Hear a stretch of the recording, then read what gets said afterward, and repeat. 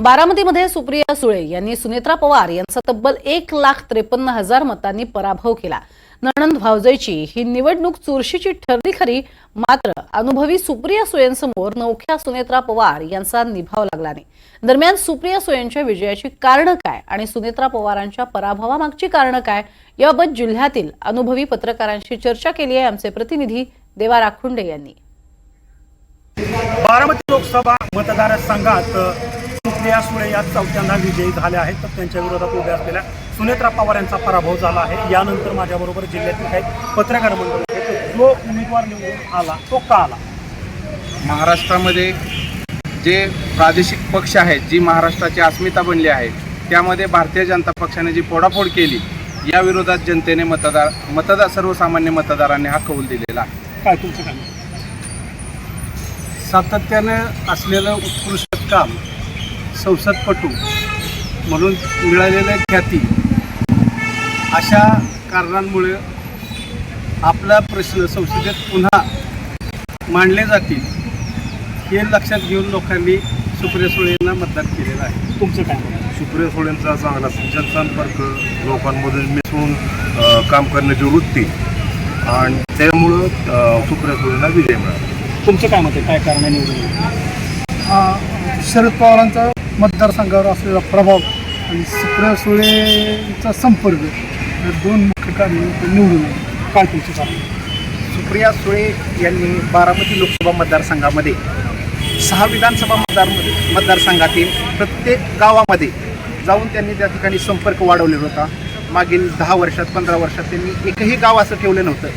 पुन्हा लोकसभा निवडणूक लागण्यापूर्वी काही दिवसात त्यांनी बारामती लोकसभा मतदारसंघातील प्रत्येक गावांचा दौरा केला होता, आणि तो दौरा करत असताना त्यांचा जो संपर्क सर्वसामान्य मतदारांशी आला होता, त्याला कौल जनतेने दिलेला आहे। जो उमेदवार पराभूत झाला तो का पराभूत झाला? सुनेत्रा अजित पवार या खऱ्या अर्थानं नवख्या उमेदवार होत्या, आणि त्यांची उमेदवारी अगदी शेवटच्या टप्प्यात जाहीर करण्यात आली, आणि थेट त्यांची उमेदवारी जाहीर झाल्यानंतर शरद पवार यांना विरोध, आणि हा जो भाग आहे तो शरद पवार यांना मानणारा वर्ग आहे।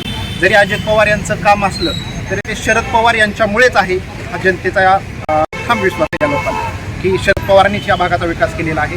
अजित पवार त्यांच्यासोबत होते, त्यामुळे त्यांना किंमत। प्रचारातला विस्कळीतपणा आणि उशीर उमेदवारी जाहीर झाल्यामुळे त्याचा फटका सुनेत्रा पवारांना बसला। तुमचं काय?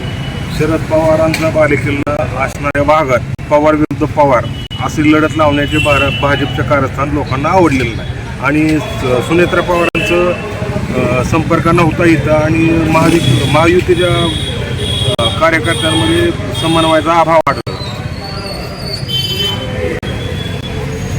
लोकसभा निवडणूक जाहीर झाल्यानंतर सुप्रिया सुळेंचा जो संपर्क होता तो दर प्रति महिना असा प्रत्येक विधानसभा मतदारसंघामध्ये होता।